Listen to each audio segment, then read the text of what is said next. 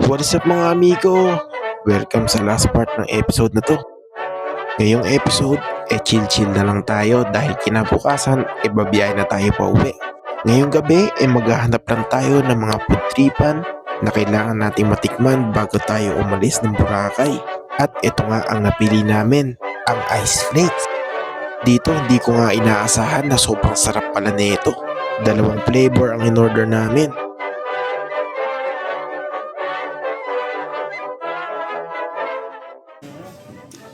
Ay, gagot, sarap. Hindi na gawin pare. Kaya sa banyo. Banyo eh. Oh my God. Mangga. The perfect bite.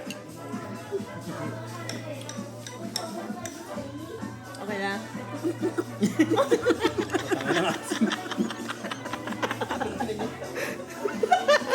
Sobrang asim nga lang ng mangga. At yun lang naman sa sharing ito mga amigo. Maraming salamat sa panonood. Hanggang sa muli. Paalam!